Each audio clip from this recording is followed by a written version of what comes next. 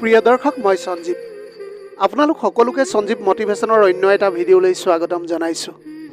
পুনৰ এটি নতুন কাহিনী লৈ আপোনালোকৰ মাজলৈ আহিছোঁ। যদিহে আপোনালোকৰ হাতত অলপ সময় আছে, তেনেহ'লে ভিডিঅ'টি শেষলৈকে শুনিব বুলি আশা ৰাখিলোঁ। আহকচোন তেনেহ'লে ভিডিঅ'টিৰ মাজেৰে বুজিবলৈ চেষ্টা কৰোঁ। আদালতত চলি আছিল বিবাহ বিচ্ছেদৰ গোচৰ। কিন্তু তাৰ পিছত পত্নীয়ে ন্যায়াধীশৰ সন্মুখত এনে এটা চৰ্ত দাখিল কৰিলে, যিয়ে উকিলসকলক, আদালতৰ লোকসকলক, আনকি ন্যায়াধীশজনকো আচৰিত কৰি তুলিলে। গুৱাহাটীৰ আদালতত বিবাহ বিচ্ছেদৰ গোচৰৰ শুনানি চলি আছিল।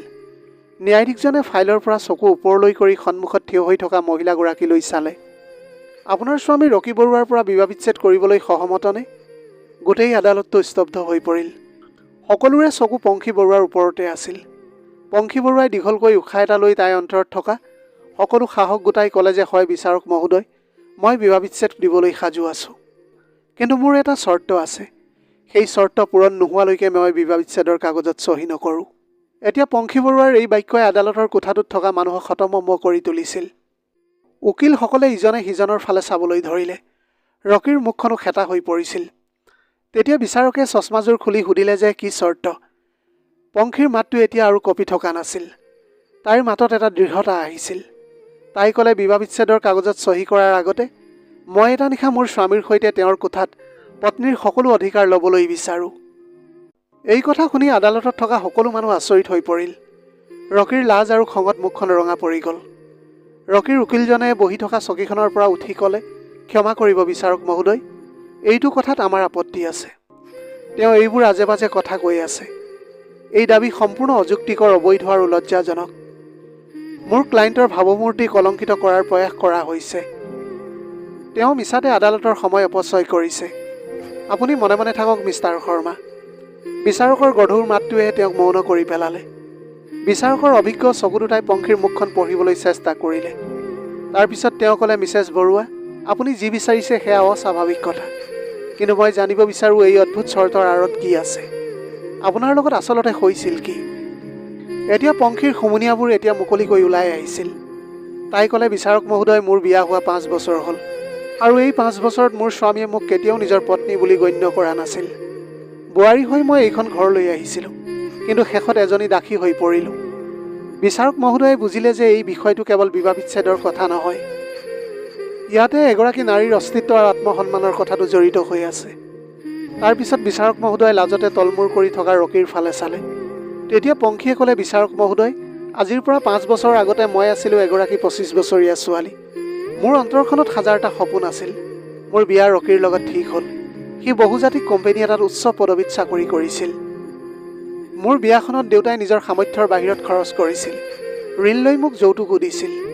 তেওঁলোকে ভাবিছিল যে তেওঁলোকৰ ছোৱালীয়ে নিজৰ স্বামীৰ ঘৰত সুখত থাকিব। পংখী খন্তেক সময় থমকি ৰ'ল, যেন তাই সেই পুৰণি স্মৃতিবোৰ পুনৰ সজীৱ কৰি তুলিছে। তাৰপিছত তাই ক'লে, মোৰ বিয়াৰ নিশা প্ৰতিগৰাকী ছোৱালীৰ দৰে মোৰো বহুত সপোন আছিল। সেইদিনাখন মই ৰঙা ৰঙৰ ফুল থকা গধুৰ চাদৰ মেখেলা এযোৰ পিন্ধিছিলোঁ। হাতত মেহেন্দিৰ সৈতে মই বিচনাত অপেক্ষা কৰি আছিলোঁ মোৰ স্বামীৰ বাবে। মোৰ হৃদয়খন ধপধপাই উঠিছিল। পংখীৰ কথা শুনি আদালতৰ মানুহবোৰে ইজনে সিজনৰ ফালে চাবলৈ ধৰিলে। তাৰপিছত তাই আকৌ ক'লে, ৰাতি প্ৰায় 1 মান বজাত ৰকি ৰুমলৈ আহিল। দুৱাৰখন বন্ধ কৰি সি পোনে পোনে ৱাৰ্ডৰবৰ ওচৰলৈ গ'ল। তাৰপিছত সি নিজৰ বাবে কাপোৰ উলিয়াই মোক ক'লে, চোৱা, মই তোমাক কিবা এটা ক'বলৈ বিচাৰিছোঁ। মই মোৰ উৰণিখন তুলি লৈ তেওঁৰ ফালে চালোঁ। মই ভাবিলোঁ হয়তো তেওঁ মোলৈ লাজ কৰিছে। কিন্তু তেওঁ কোৱা কথাখিনিয়ে মোৰ ভৰিৰ তলৰ পৰা মাটি নোহোৱা কৰি দিছিল। তেওঁ মোক কৈছিল, পংখী, মোক অলপ সময় লাগিব। পৰিয়ালৰ হেঁচাত মই বিয়া কৰাবলৈ বাধ্য হৈ পৰিছোঁ। কিন্তু এই সকলোবোৰৰ বাবে মই এতিয়াও মানসিকভাৱে প্ৰস্তুত নহয়। তোমাৰ প্ৰতি মোৰ কোনো অভিযোগ নাই। তুমি এই বিচনাখনত আৰামত শুবলৈ পাৰিবা। মই চোফাখনতে শুম। এই কথা কৈ সি বিচনা চাদৰ এখন লৈ চোফাখনতে শুই পৰিল। কিন্তু মই গোটেই ৰাতি বিচনাত বহি কান্দি থাকিলোঁ। মোৰ মেকআপো মোৰ চকুৰ পানীৰে নোহোৱা হৈ গ'ল। মই ভাবিলোঁ হয়তো নতুন সম্পৰ্কবোৰত সময় লাগিবই। হয়তো তেওঁ নিজৰ কামৰ প্ৰচাৰৰ বাবে মানসিকভাৱে প্ৰস্তুত নহয়। মই নিজকে ক'লোঁ, পংখী, বেছি চিন্তা নকৰিবা, সকলো ঠিক হ'ব। কিন্তু সেই দিনটো কেতিয়াও নাহিল। পিছদিনা ৰাতিপুৱা যেতিয়া সাৰ পাইছিলোঁ, তেতিয়া ঘৰখনত উৎসৱমুখৰ পৰিৱেশ এটা আছিল। সকলোৱে মোক ৰকিৰ নাম লৈ জোকাইছিল যদিও মোৰ ভিতৰখন এজাক ধুমুহাই জোৰোলা কৰি ৰাখিছিল। কিন্তু মই এই কথাটো কাকোৱেই ক'ব পৰা নাছিলোঁ। এইটো আমাৰ দুয়োজনৰ মাজৰ কথা। এই কথাটো ৰাজহুৱা কৰাটো ঠিক নহ'ব। এনেকৈয়ে দিনবিলাক এতিয়া বাগৰি গ'ল।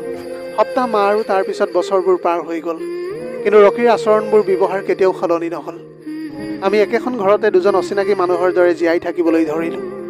সি ৰাতিপুৱা কামলৈ যায়, ৰাতি দেৰিকৈ উভতি আহে আৰু ৰাতি আহাৰ খাই সোফাখনতে শুই পৰে।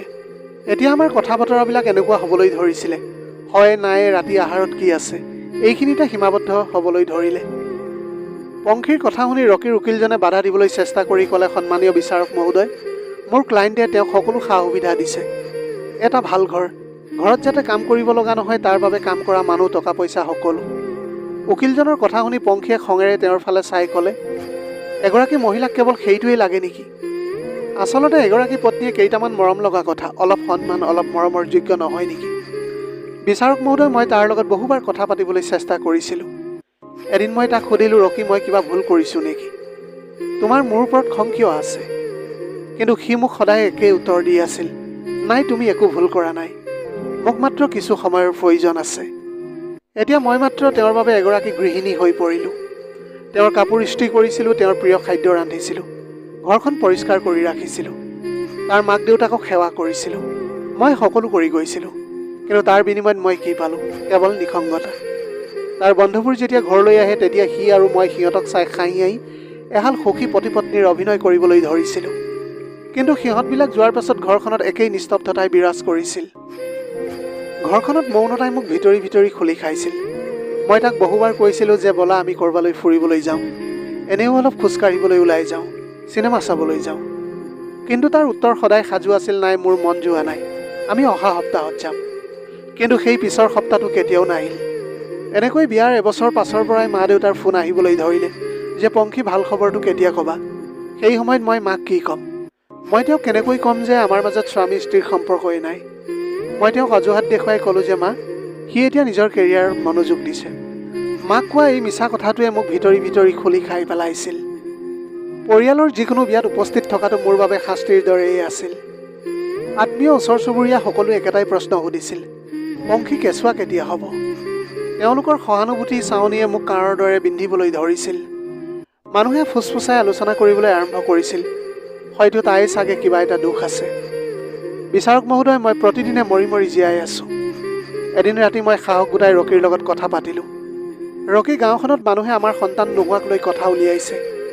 যদিহে তোমাৰ কিবা সমস্যা আছে তেনেহ'লে আমি ডাক্তৰৰ পৰামৰ্শ লোৱা উচিত। মোৰ কথা শুনি তাৰ খং উঠি গ'ল। সি প্ৰথমবাৰৰ বাবে মোক চিঞৰি ক'লে, তুমি কি ভাবি আছা মোৰ কিবা সমস্যা আছে বুলি? মই তোমাক কৈছিলোঁৱেই দেখোন যে মোক এতিয়াই সন্তান নালাগে। আজিৰ পৰা আৰু এইবোৰ কথা কৈ নাথাকিবা তুমি মোক। সেইদিনাৰ পিছত মোৰ মা দেউতাই মোৰে কিবা দুখ আছে বুলি ভাবিবলৈ ধৰিলে। তাৰপিছত মায়ে মোক চহৰৰ আটাইতকৈ ভাল স্ত্ৰীৰোগ বিশেষজ্ঞৰ ওচৰলৈ লৈ গ'ল। সকলো পৰীক্ষা কৰা হৈছিল। ডাক্তৰে ক'লে, তুমি সম্পূৰ্ণ স্বাভাৱিক, তুমি মাতৃ হ'বলৈ সক্ষম। সেইদিনা সুখী হোৱাৰ পৰিৱৰ্তে মই আৰু বেছি চিন্তিত হৈ পৰিলোঁ, কাৰণ এতিয়া আৰু মই মোৰ মাক কোনো অজুহাত দেখুৱাবলৈ নোৱাৰিম। মই এতিয়া ৰকীৰ পৰা সকলো আশা এৰি দিছিলোঁ। মই কেৱল মোৰ জীৱনটো ভাগ্যৰ লিখনি বুলি মানি লৈ কটাবলৈ ধৰিলোঁ। এদিন ৰকী বহুত সুখী হৈ অফিচৰ পৰা উভতি আহিল। হাতত এটা উপহাৰ বাকচ আছিল। মোৰ হৃদয়খন ধপধপাই উঠিল। তেতিয়া মই ভাবিলোঁ হয়তো আজিৰ পৰা সি সলনি হ'ব। মোৰ হৃদয়ত আশাৰ ৰেঙনিৰ সৃষ্টি হ'ল। মই তেতিয়া ভাবিলোঁ যে হয়তো আজি ৰাতি ৰকীয়ে মোক সেই উপহাৰটো দিব আৰু আমাৰ মাজত স্বামীৰ স্ত্ৰীৰ সম্পৰ্ক গঢ় লৈ উঠিব। হয়তো আজি সি 5 বছৰীয়া বৈবাহিক যাত্ৰাত মোৰ লগত কৰা বেয়া আচৰণবোৰৰ বাবে ক্ষমা খুজিব আৰু মোক সাৱটি ধৰিব। ময়ো খৰধৰকৈ সাজু হ'বলৈ গ'লোঁ। সাজু হৈ যেতিয়া ৰুমৰ পৰা ওলাই আহিলোঁ তেতিয়া মই বহুত আচৰিত হৈছিলোঁ, কাৰণ সি সেই উপহাৰটো তুলি লৈ বাহিৰলৈ যাবলৈ ওলাইছিল। তেতিয়া মই তাক সুধিলোঁ যে তুমি ক'লৈ যোৱা আৰু এইটো উপহাৰ তুমি কাৰ বাবে আনিছা? তেতিয়া সি হাঁহি মাৰি ক'লে যে এইটো ৰিম্পীৰ বাবে, আজি তাই জন্মদিনৰ পাৰ্টি দিছে, মই তালৈ যাবলৈ ওলাইছোঁ। তেতিয়া মই সুধিলোঁ যে ৰিম্পী কোন? সি ক'লে, তাই মোৰ অফিচত কাম কৰে, মোৰ বহুত ভাল বান্ধৱী হয় তাই। এই বুলি কৈ সি গুচি গ'ল। সিদিনা ৰাতি 2 বজাত সি ঘৰলৈ উভতি আহিছিল। তাৰ মুখত এটা বেলেগ জিলিকনি আছিল, যিটো মই যোৱা 5 বছৰ ধৰি তাৰ মুখত দেখা নাছিলোঁ। সি পিন্ধি থকা কাপোৰবিলাকত অচিনাকি পাৰফিউমৰ গোন্ধ পাইছিলোঁ। সেইদিনা প্ৰথমবাৰৰ বাবে মোৰ হৃদয়ত তাৰ প্ৰতি সন্দেহৰ ভাৱ জন্মিবলৈ ধৰিছিল। মই তদন্ত আৰম্ভ কৰিলোঁ। সেইটো সময়ত মই আৰু একো ভাবিব পৰা নাছিলোঁ। এদিন মই তাৰ ফোনটো চেক কৰিলোঁ, যিটো মই কেতিয়াও কৰা নাছিলোঁ। তাৰ মোবাইলত ফোন নম্বৰ এটা ৰিম্পীৰ নামেৰে ছেভ হৈ আছিল। তেতিয়া ফোনটো খোলাৰ লগে লগে মই দেখিলোঁ যে I love you, I miss you এই সকলোবোৰ পঢ়ি মোৰ হাত দুখন কঁপিবলৈ ধৰিলে। বিচাৰক মহোদয়, সিহঁত কেৱল বন্ধু বান্ধৱীয়েই নাছিল, সিহঁত দুয়োটা প্ৰেমিক প্ৰেমিকা আছিল। ৰকীয়ে মোক প্ৰতাৰণা কৰিছিল। মই যাৰ পৰা অলপ মৰম পাবৰ বাবে ইমান বছৰ হাহাকাৰ কৰি আছিলোঁ, সি সেই মৰম আন কাৰোবাক দি আহিছিল। মই এতিয়া বুজি পাইছিলোঁ যে সি কিয় ভাত খাই উঠি খোজকাঢ়িবলৈ ৰুমৰ পৰা ওলাই গৈছিল, কাৰণ সি গভীৰ নিশালৈকে ৰিম্পীৰ লগত ফোনত কথা পাতি আছিল। যিজন মানুহৰ বাবে মই ইমান বছৰে অপেক্ষা কৰি কান্দি আছিলোঁ, সেইজন মানুহে জীৱনৰ আটাইতকৈ সুখৰ মুহূৰ্তবোৰ আন কাৰোবাৰ লগত পাৰ কৰি আছিল। সেই ৰাতি মোৰ টোপনি নাহিল। মোৰ ভিতৰত খং, বেদনা, অপমানৰ লাভা উতলি উঠিছিল। পিছদিনা ৰকীয়ে অফিচলৈ বুলি সাজু হৈ থাকোঁতে মই তাক ক'লোঁ, ৰকী, তোমাৰ লগত মোৰ এটা কথা আছে। সি একেটা মুখস্থ কৰি থোৱা উত্তৰকে দিলে, পংখী, মোৰ দেৰি হৈছে, সন্ধিয়া আহি কথা পাতিম। কিন্তু মই ক'লোঁ, নাই, এতিয়াই কথাটো পাতিব লাগিব। ৰিম্পী কোন হয়? মোৰ প্ৰশ্ন শুনি সি হেতা হৈ পৰিল আৰু থতমত খাই সি ক'লে যে তাই মোৰ ভাল বান্ধৱী। মই তেতিয়া ক'লোঁ, কেৱল ভাল বান্ধৱীয়েই নে অন্য কিবা? মই এতিয়া বুজি উঠিছোঁ সেইজনী মহিলা যাৰ কাৰণে আজিলৈকে তুমি মোক স্পৰ্শ কৰা নাই। বিচাৰক মহোদয়, সেইদিনা প্ৰথমবাৰৰ বাবে মই ৰকীৰ চকুত ভয় দেখিছিলোঁ। সঁচা কথা ওলাই অহাৰ ভয়। সি নিমাত হৈ পৰিছিল। তাৰ মৌনতাই আছিল তাৰ স্বীকাৰোক্তি। মই চিঞৰি উঠিলোঁ, কিয়? তুমি মোৰ লগত কিয় এনেকুৱা কৰিলা? যদি তুমি অন্য কাৰোবাক ভাল পাইছিলা, তেন্তে মোক বিয়া কিয় কৰাইছিলা? মোৰ জীৱনটো তুমি এনেকৈ কিয় ধ্বংস কৰিলা? সি তেতিয়া নম্ৰভাৱে ক'লে, মই মোৰ দেউতাক বাধা দিবলৈ নোৱাৰিলোঁ। ৰিম্পীক কোনেও আঁকোৱালি ল'বলৈ সাজু নাছিল, কাৰণ তাই বেলেগ জাতিৰ আছিল। মই ভাবিছিলোঁ বিয়াৰ পিছত মই তোমাক সকলো কথা ক'ম, কিন্তু মোৰ সাহস নাছিল। তাৰ কথা শুনি মই ক'লোঁ, মোক সঁচা কথা ক'বলৈ তোমাৰ সাহস নাছিল, কিন্তু বছৰ বছৰ ধৰি এগৰাকী মহিলাক প্ৰতাৰণা কৰিবলৈ সাহস কেনেকৈ পালা? তুমি কেৱল মোকেই নহয়, তুমি তোমাৰ নিজৰ মাক দেউতাকো প্ৰতাৰণা কৰিছা। মই সুধিলোঁ, এতিয়া কি কৰিম বুলি ভাবিছা? তাইক তুমি বিয়া কৰাবলৈ বিচাৰিছা নেকি? মোৰ কথা শুনি সি মূৰটো নমাই ক'লে যে হয়, মই তাইক বিয়া কৰাবলৈ বিচাৰিছোঁ। মই তাইক বিয়া কৰাবলৈ বিচাৰোঁ আৰু তোমাৰ পৰা বিবাহ বিচ্ছেদ কৰিবলৈ বিচাৰোঁ। বিচাৰক মহোদয়, সেইদিনা মোৰ সকলো আশা, সপোন, ধৈৰ্য ছিন্ন ভিন্ন হৈ পৰিছিল। যেতিয়া মই বিবাহ বিচ্ছেদ কৰিবলৈ অস্বীকাৰ কৰিছিলোঁ, তেতিয়া ৰকীয়ে নিজৰ মাকক সকলো কথা কৈছিল। মই ভাবিছিলোঁ যে এগৰাকী নাৰী হিচাপে, এগৰাকী মাতৃ হিচাপে তেওঁ মোৰ দুখবিলাক বুজিবলৈ পাৰিব, কিন্তু মই ভুল বুজি পাইছিলোঁ। এদিন মোৰ শাহুমাই মোৰ ৰুমলৈ আহিল। তেওঁ মৰমেৰে মোৰ মূৰত আশীৰ্বাদ দি ক'লে যে, বোৱাৰী, মই মোৰ ল'ৰাৰ সকলো কথা জানো। ৰকীয়ে যি কৰিলে সেয়া ভুল আছিল, যি হ'ব লগা আছিল সেয়া হৈ গ'ল। মই বহুত আশাৰে তেওঁৰ ফালে চালোঁ। তেওঁ ক'লে যে, চোৱা পংখী, তুমি আমাৰ ছোৱালীৰ দৰে। আমি তোমাৰ কোনো ক্ষতি হোৱাটো কামনা নকৰোঁ, কিন্তু আমি ৰকীৰ সুখৰ প্ৰতিও চকু ৰখাটো আমাৰ দায়িত্ব। সি ৰিম্পীৰ অবিহনে জীয়াই থাকিবলৈ নোৱাৰে, আৰু সঁচা কথা ক'বলৈ গ'লে আমাৰ বংশটো আগুৱাই নিব লাগিব। ইমান বছৰে তুমি একোৱেই কৰিবলৈ নোৱাৰিলা। এতিয়া তেওঁৰ এই কথাকেইটাই মোৰ হৃদয়ত কাঁহৰ দৰে বিন্ধিবলৈ ধৰিছিল। তেওঁ জানিছিল যে দুখ মোৰ নহয়, তেওঁৰ পুত্ৰৰহে। তথাপিও কিন্তু তেওঁ সকলো দুখ মোৰ ওপৰত জাপি দিছিল। তেওঁ কৈছিল, তুমি স্মাৰ্ট ছোৱালী, গতিকে ৰকীক বিবাহ বিচ্ছেদ কৰি দিয়া আৰু এইটো এটা বেয়া সপোন বুলি পাহৰি যোৱা। বিচাৰক মহোদয়, সেইদিনা মই বুজি উঠিছিলোঁ যে এইখন ঘৰত মোৰ আপোন বুলিবলৈ কোনোৱেই নাই। ঘৰখনৰ আটাইকেইজন মানুহে নিজৰ ল'ৰাৰ ভুলবোৰ ঢাকি ৰাখিবলৈ মোক ব্যৱহাৰ কৰি আহিছিল। সেইদিনা মই সিদ্ধান্ত লৈছিলোঁ যে মই যুঁজি যাম। মই মোৰ সন্মানৰ বাবে, মোৰ অপচয় হোৱা 5 বছৰৰ বাবে। তাই চকু পানী মচি আকৌ ক'লে, বিচাৰক মহোদয়, যেতিয়া মই বিবাহ বিচ্ছেদ কৰিবলৈ অস্বীকাৰ কৰিছিলোঁ, তেতিয়া এই মানুহবোৰে মোক চৰিত্ৰহীন বুলি বদনাম কৰিবলৈ আৰম্ভ কৰিছিল। এতিয়া তেওঁলোকে আদালতত প্ৰমাণ কৰিবলৈ বিচাৰিছিল যে মই আন কাৰোবাৰ লগত প্ৰেমৰ সম্পৰ্ক ৰাখিছোঁ বুলি, আৰু সেইবাবে সি মোৰ পৰা বিবাহ বিচ্ছেদ বিচাৰিছিল। সি মোক ইমান ভিতৰি ভিতৰি ভাঙি পেলালে, ইমানেই অপমান কৰিলে যে মই ভিতৰি ভিতৰি মৰি গৈছিলোঁ। এতিয়া আৰু আমাৰ স্বামী স্ত্ৰীৰ সম্পৰ্ক শেষ হ'বলৈ ওলাইছে, গতিকে মই চৰ্তটো তালৈ আগবঢ়াইছোঁ। এই চৰ্তটো কোনো শাৰীৰিক আনন্দৰ বাবে নহয়, বৰঞ্চ আত্মসন্মানৰ বাবেহে। আচলতে এই চৰ্তটো ৰকী বৰুৱাৰ ইগক ছিন্ন ভিন্ন কৰিবলৈ, যিয়ে নিজকে ভাবে টকা আৰু প্ৰতাৰণাৰে যিকোনো কাম কৰিবলৈ পাৰে। বিচাৰক মহোদয়, মই বিচাৰোঁ সি মোৰ লগত এটা ৰাতি কটাওক, কিন্তু স্বামী হিচাপে নহয়, অপৰাধী হিচাপে। মই বিচাৰোঁ যে সি সেই নিশাই তাৰ ভুলটো উপলব্ধি কৰক। মই বিচাৰোঁ সি মোৰ চকুত সেই কষ্টটো দেখিবলৈ পাওক, যিবোৰ কষ্ট সি মোক দিছে। মই বিচাৰোঁ যে পিছদিনা ৰাতিপুৱা সাৰ পোৱাৰ পিছত তাৰ হৃদয়ত এটা বুজা হওক, যিটোৱে গোটেই জীৱন তাক সোঁৱৰাই দিব যে সি এগৰাকী জীৱিত নাৰীৰ আত্মাক হত্যা কৰিছে। এয়া মোৰ প্ৰতিশোধ নহয় বিচাৰক মহোদয়, এয়া মোৰ ন্যায়, মোৰ এই 5 বছৰৰ হিচাপ, যিটো কেতিয়াও ঘূৰি নাহে। আদালতৰ কোঠাত গম্ভীৰ স্তব্ধতাই বিৰাজ কৰিছিল। পংখীৰ কথাত সকলোৱে স্তম্ভিত হৈ পৰিছিল। এতিয়া বিচাৰকজনে ৰকীৰ ফালে চাই ক'লে যে মিষ্টাৰ বৰুৱা, আপোনাৰ কিবা ক'বলগীয়া আছে নেকি? ৰকীৰ উকিলজন আকৌ থিয় হ'ল। তাৰপিছত তেওঁ ক'লে যে বিচাৰক মহোদয়, এই সকলোবোৰ এটা কাহিনী। তেওঁ কেৱল ধন দাবীৰ বাবে এনেকুৱা কাহিনীৰ সৃষ্টি কৰিছে। এই মহিলাগৰাকীয়ে মোৰ ক্লায়েণ্টক ব্লেকমেইলিং কৰিছে। এইটো চৰ্ত অবৈধ আৰু অনৈতিক। এনেকুৱা চৰ্তক লগে লগে নাকচ কৰিব লাগে। তাৰপিছত বিচাৰকজনে পোনপটীয়াকৈ সুধিলে ৰকীক, মই আপোনাক সুধিছোঁ বৰুৱা, আপোনাৰ পত্নীয়ে কোৱা সকলো কথা সঁচা নেকি? আপুনি যোৱা 5 বছৰ ধৰি তেওঁৰ লগত স্বামী স্ত্ৰীৰ সম্পৰ্ক বজাই ৰখা নাছিল নেকি? বিচাৰকৰ কথাত ৰকী তলমূৰ কৰি আছিল। সি একোৱেই ক'ব পৰা নাছিল। মোক উত্তৰ দিয়ক মিষ্টাৰ বৰুৱা। বিচাৰকৰ মাতটো আদালতত প্ৰতিধ্বন্দিত হ'বলৈ ধৰিছিল। ৰকীয়ে কঁপি থকা মাতেৰে ক'লে, হয়। তেতিয়া বিচাৰকজনে সুধিলে যে কিয়? সি ক'লে, কাৰণ মই ৰিম্পীক ভাল পাইছিলোঁ। আৰু এইটো সঁচানে আপুনি ৰিম্পীৰ ঘৰলৈ গৈ তাইৰ লগত সময় কটায়? ৰকী তেতিয়া মৌন হৈ থাকিল। পংখী চিঞৰি উঠিল, কোৱা ৰকী, কোৰ্টত কোৱা যে তুমি মোৰ ভাগৰ সকলো মুহূৰ্ত প্ৰতিটো সুখ কাক দিছা। ৰকীয়ে তেতিয়া লাহেকৈ ক'লে, হয় বিচাৰক মহোদয়, মই পংখীৰ সকলো সুখ ৰিম্পীক দিছোঁ। ৰকীৰ এই স্বীকাৰোক্তিয়ে গোচৰৰ গতিপথ সলনি কৰি পেলালে। আনকি ৰকীৰ উকিলজনো নিমাত হৈ পৰিল। বিচাৰকজনে অলপ সময় ভাবিলে। তাৰপিছত তেওঁ ক'লে, এই গোচৰটো বৰ জটিল। মই কোনো সিদ্ধান্ত লোৱাৰ আগতে মিছ ৰিম্পীৰ লগত কথা পাতিবলৈ বিচাৰিম।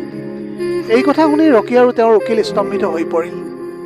ৰকীৰ উকিলজনে ক'লে, বিচাৰক মহোদয়, কিন্তু এই গোচৰৰ লগত তেওঁৰ সম্পৰ্ক কি আছে? সম্পৰ্ক আছে মিষ্টাৰ উকিল মহাশয়। তেওঁ এই বিবাহ বিচ্ছেদৰ গোচৰৰ এটা গুৰুত্বপূৰ্ণ অংশ। মই জানিব বিচাৰোঁ যে তেওঁ এই সকলোবোৰ বিষয়ে জ্ঞাত আছিল নেকি? আদালতে ৰিম্পী নাথক চমন জাৰি কৰে আৰু পিছৰ সপ্তাহৰ বাবে এটা তাৰিখ নিৰ্ধাৰণ কৰা হ'ল। এই এসপ্তাহৰ ভিতৰত ৰকী আৰু তাৰ পৰিয়ালে পংখীক বিবাহ বিচ্ছেদ কৰিবৰ কাৰণে হেঁচা প্ৰয়োগ কৰিবলৈ চেষ্টা কৰিছিল। তাইক ফোন কৰি টকাৰ লোভ দিছিল আৰু টকা নল'লে সমাজত বদনাম কৰাৰ ভাবুকি দিছিল। কিন্তু পংখীয়ে তেওঁলোকৰ কোনো কথাতে গুৰুত্ব দিয়া নাছিল। পৰৱৰ্তী শুনানিত ৰিম্পী কাঠগড়াত থিয় হৈ থাকিল। তাই এগৰাকী আধুনিক আত্মবিশ্বাসী ছোৱালী আছিল। কিন্তু আজি তাইৰ মুখত ভয়ৰ চিন স্পষ্টকৈ দেখা পোৱা গ'ল।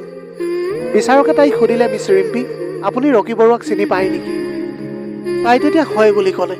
লগতে ক'লে যে আমি দুয়ো একেটা অফিচতে কাম কৰোঁ। আপুনি জানেনে তেওঁ বিয়া হৈছে? ৰিম্পীয়ে ৰকীৰ ফালে এবাৰ চকু ফুৰালে আৰু তাৰপিছত তাই ক'লে, হয় মই এতিয়াহে জানো। বিচাৰকে ক'লে, এতিয়া জানো মানে ইয়াৰ অৰ্থটো কি? তাৰপিছত তাই ক'লে যে ৰকীয়ে মোক দুদিন আগতেহে কৈছিল যে ইতিমধ্যে তাৰ বিয়া হৈছে বুলি। কিন্তু সেইটো এটা মৃত সম্পৰ্ক আছিল বুলি। সি কৈছিল যে তাৰ পত্নীগৰাকী মানসিকভাৱে অস্থিৰ আৰু তাই বিবাহ বিচ্ছেদ কৰিবলৈ অস্বীকাৰ কৰিছে। সি কৈছিল যে সিহঁতৰ মাজত বছৰ বছৰ ধৰি কোনো স্বামী স্ত্ৰীৰ সম্পৰ্ক নাই। ৰাতি সিহঁত দুয়ো পৃথকে পৃথকে থাকে। সি মোক বিশ্বাস দিছিল যে সি অতি সোনকালে নিজৰ পত্নীৰ পৰা বিবাহ বিচ্ছেদ কৰি মোক বিয়া কৰাব। পংখীৰ বাবেও এয়া আছিল এক নতুন কাহিনী। ৰকীয়ে কেৱল তাইকে নহয় ৰিম্পীকো প্ৰতাৰণা কৰি আহিছিল। ইমানবিলাক কথা শুনাৰ পিছত ৰিম্পীৰ চকুৰ পৰা চকু পানী ওলাই আহিবলৈ ধৰিলে। তাৰপিছত তাই ক'লে যে ইয়ালৈ অহাৰ পিছতে মই গম পালোঁ যে পংখী সম্পূৰ্ণভাৱে সুস্থ আৰু তাই 5 বছৰ ধৰি একেখন ঘৰতে থাকি পত্নীৰ অধিকাৰৰ বাবে অপেক্ষা কৰি আছে। মই যদি আগতেই সত্যটো জানিলোঁ হয়, তেতিয়া এই সম্পৰ্কত মই কেতিয়াও আগ নাবাঢ়িলোঁ হয়। মোক ক্ষমা কৰিব পংখীবা, ময়ো এগৰাকী মহিলা আৰু মই আপোনাৰ দুখ বুজিবলৈ পাৰিছোঁ। ৰিম্পীৰ বক্তব্যই ৰকী যে সিহঁত দুয়োগৰাকী মহিলাৰ অপৰাধী সেয়া প্ৰমাণিত হ'ল। প্ৰমাণ আৰু সাক্ষী শুনি বিচাৰকজনে শুনানি আৰম্ভ কৰিলে। বিচাৰকে ক'লে, মিছ পখী বৰুৱা, আপোনাৰ অন্তৰত সজীৱ হৈ থকা যন্ত্ৰণা, অপমান আৰু দুখ মই বুজিব পাৰিছোঁ। কিন্তু আপুনি বিচৰা অধিকাৰ আইনে আপোনাক প্ৰদান কৰিবলৈ নোৱাৰে। আমি আপোনাৰ চৰ্ত পূৰণ কৰিবলৈ নোৱাৰিম। বিচাৰকৰ কথা শুনি পংখীৰ মুখখন কলা পৰি গ'ল। তাৰ পাছত বিচাৰকজনে তাইক তেওঁৰ ওচৰলৈ মাতিলে। বিচাৰকে মাতটো কোমল কৰি ক'লে, পংখী, মই আপোনাৰ লগত বিচাৰক হিচাপে নহয়, পিতৃ হিচাপে কথা পাতিবলৈ বিচাৰোঁ। তোমাৰ সমান বয়সৰ মোৰ এজনী ছোৱালী আছে। মানিবেগৰ পৰা ফটো এখন উলিয়াই আনি পংখীৰ ফালে আগবঢ়াই দিলে। ফটোখনত দেখা গৈছিল এগৰাকী হাঁহিমুখীয়া ছোৱালী। তাইৰ চকু দুটা আত্মবিশ্বাসেৰে জিলিকি উঠিছিল। তাৰপিছত বিচাৰকে ক'লে, এইজনী মোৰ ছোৱালী জুনুকা। 3 বছৰৰ আগতে তাইৰো বিবাহ বিচ্ছেদ হৈছিল। তাইৰ স্বামীয়ে তাইক মানসিকভাৱে নিৰ্যাতন চলাই আহিছিল। দৈনিক তাইৰ আত্মসন্মানক আঘাত আনিছিল আৰু প্ৰায় তাই শাৰীৰিক নিৰ্যাতনৰ বলি হৈছিল। বিবাহ বিচ্ছেদ হৈ ঘৰলৈ উভতি আহোঁতে তাইৰ মনটো বিধ্বস্ত হৈ পৰিছিল। তাই তেতিয়া অনুভৱ কৰিছিল যে তাইৰ জীৱনটো সম্পূৰ্ণৰূপে শেষ হৈ গৈছিল। দিনে ৰাতিয়ে তাই নিজৰ কোঠাৰ পৰা ওলাই নাহে। এদিন মই তাইক ক'লোঁ, জুনুকা, তোমাক কোনোবাই এৰি যোৱাটোৱে তোমাৰ জীৱনৰ শেষ নহয়। নিজৰ জীৱনটো ধুনীয়া কৰাৰ আৰম্ভণিহে। তোমাৰ অস্তিত্ব কাৰো উপস্থিতি বা অনুপস্থিতিৰ ওপৰত নিৰ্ভৰশীল নহয়। তুমি এটা সোণৰ পিঞ্জৰা এৰি থৈ আহিছা, কিন্তু তোমাৰ সন্মুখত গোটেই আকাশখন আছে যাতে তুমি আকৌ নতুনকৈ উৰিবলৈ পাৰা। বিচাৰকজনৰ মাতত এজন দেউতাকৰ দুখ আৰু গৌৰৱ দুয়োটাই ফুটি উঠিছিল। তেওঁ আকৌ ক'লে, পংখী, আজি মোৰ ছোৱালীজনীয়ে নিজাকৈ বিউটি পাৰ্লাৰ এখন চলাই আছে। এতিয়া তাই নিজৰ চখবোৰ পূৰণ কৰি আহিছে, যিবোৰ চখ বিয়াৰ পাছত মৰি গৈছিল। এতিয়া তাই আগৰ তুলনাত বহুত বেছি সুখী। কিয় জানানে? কাৰণ তাই নিজৰ সুখৰ ৰিম'ট কণ্ট্ৰলটো আন কাৰোবাক দিয়াটো বন্ধ কৰি দিছে। তাৰপিছত বিচাৰকে পংখীৰ চকুলৈ চাই ক'লে, তুমি সেইজন মানুহৰ পৰা প্ৰতিশোধ হিচাপে এক ৰাতি বিচাৰিছা, যিজন মানুহে তোমাৰ অস্তিত্ব কেতিয়াও স্বীকাৰ কৰা নাই। সন্মানৰ অৰ্থও নজনা মানুহৰ পৰা তুমি কিয় সন্মান বিচাৰিছা? এগৰাকী নাৰীৰ মৰ্যাদা পুৰুষে তেওঁক স্পৰ্শ কৰিছে নে নাই তাতেই নিহিত নহয়। তাইৰ মৰ্যাদা নিহিত হৈ থাকে তাইৰ আত্মসন্মানত। আচলতে তুমি দুৰ্বল নহয়, তুমি সাহসীহে। এনেকৈয়ে 5 বছৰ ধৰি মিছা সম্পৰ্ক এটা সহ্য কৰি আহিছিলা। সেইটোৱে আছিল তোমাৰ সহনশীলতা। তুমি আজি ইয়াত থিয় হৈছা, সেইটোৱে তোমাৰ সাহস। তোমাৰ সাহসক সঠিক দিশত লৈ যোৱা। এই মানুহজনৰ পৰা তুমি তোমাৰ গোটেই জীৱনটো ঘূৰাই দিবলৈ কোৱা, কেৱল এটা ৰাতি নহয়। এই সম্পৰ্কৰ পৰা ওলাই আহি নিজৰ বাবে এটা নতুন পৰিচয় সৃষ্টি কৰা। এতিয়া এনেকুৱা এটা পৰিচয় বনোৱা জীৱনত তুমি, য'ত ৰকি বৰুৱা নামৰ কাৰোৰে পৰিচয় লোৱাৰ প্ৰয়োজন নাই। তোমাৰ নামটো হ'ল পংখী, আৰু সেইটোৱে তোমাৰ আটাইতকৈ ডাঙৰ শক্তি। বিচাৰকৰ কথাবিলাকৰ পৰা পংখীৰ হৃদয়খন সতেজ কৰি তুলিছিল। তাই চকুৰ পৰা এতিয়া চকু পানী বৈ আহিছিল।